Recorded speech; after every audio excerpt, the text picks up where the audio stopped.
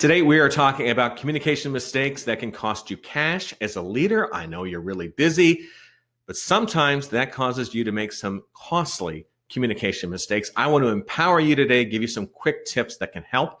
My name is Ken Okel. Hello, I'm a professional speaker. I talk to audiences about ways you can improve your performance on the job, and I pull from my background, which includes broadcast news, hurricane relief, and professional ballet.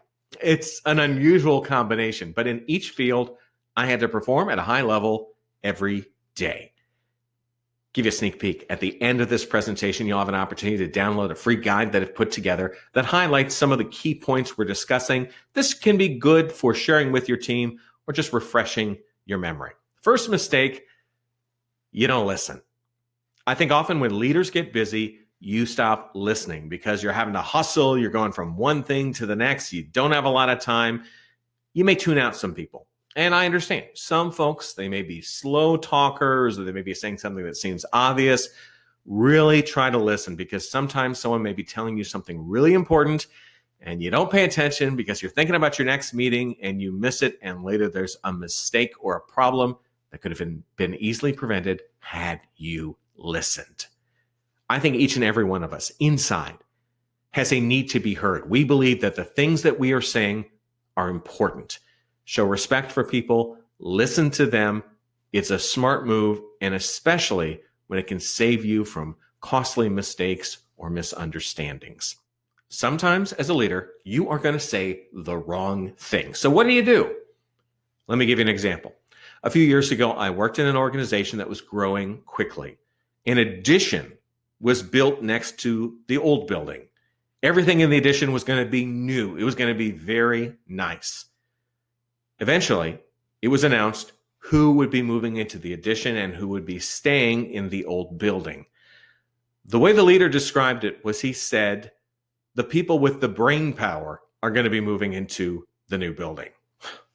All of a sudden, people, especially those who were staying in the old building, were a little offended because it seemed to be suggesting that their work did not involve much brain power. I think the leader realized he had made a mistake. He tried to correct himself, but he actually kind of doubled down on what he was saying about the brain power.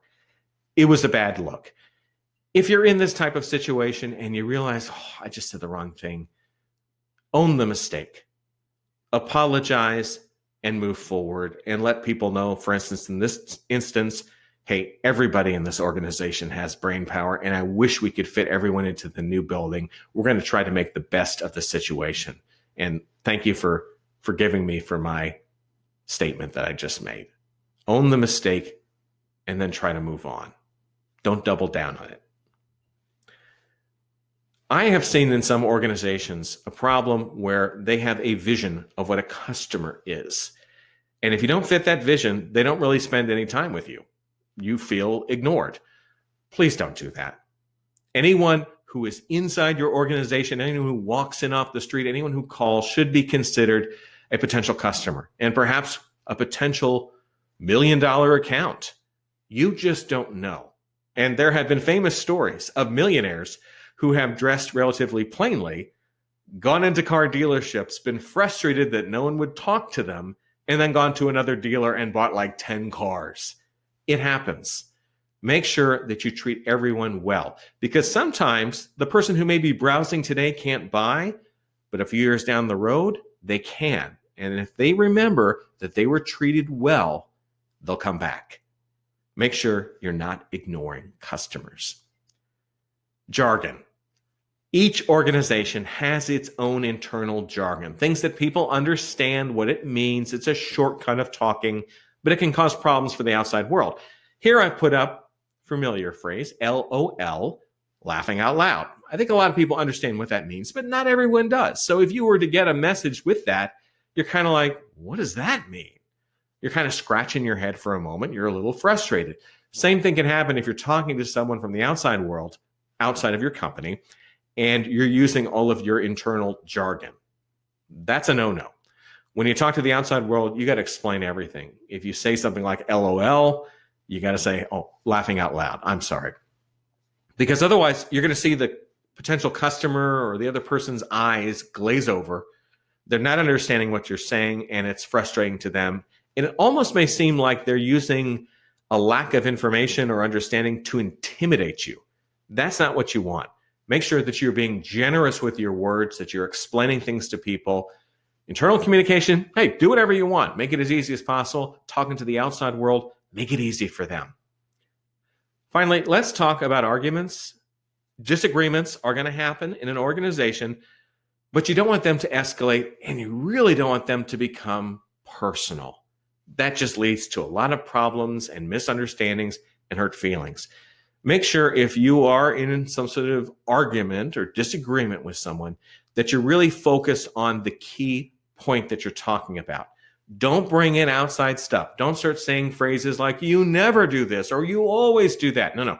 Just stay focused on that day and that time. That's what you're talking about. If you start going for that outside stuff, it becomes personal really fast. A couple other ideas. Sometimes you may just agree to disagree. Hey, I think I'm right and I think you're wrong, but if that's your decision, I'm going to support you. That shows maturity. And perhaps you may want to say, I think we have to talk about this some more, but I know I'm feeling a little heated right now. Maybe you are too. So why don't we take a break, cool down, and we can talk about this later. What do you think about that? That can be an alternative. You just don't want things to grow bigger and bigger because it creates a mess. And you don't want that on the job. We're going to have disagreements. We're going to have different points of view. It doesn't have to become something that hurts people's feelings, that makes them lose sleep. Find out more about me. My name's Ken Okel. Go to my website, kenokel.com, just like my name. Hey, you can also connect with me through email, tvguy@kenokel.com. That comes from my days in broadcast news. You'd be out and about in the field. Someone would recognize you, but they wouldn't know your name. So they just yell out something like, hey, TV guy. Finally, if you want to connect with me on LinkedIn, I welcome you to do that. I do ask if you send a connection request, put in the little message where we first met. That way, I'm able to separate you from some of the sneaky people on LinkedIn who are just selling me stuff that I don't need. So just say, hey, I watched your presentation about communication mistakes. All I need. Here is that guide that I talked about, and I'm putting the download information in the chat section right now. For those of you who are watching later on YouTube or on my website, I will also have that link available. It's my gift to you. I hope it comes in handy. There are always going to be little communication mistakes at work, but if you can follow some of these simple steps, I think you'll save yourself time, money, and prevent a lot of frustration and stress. I'm Ken Okel. Take care.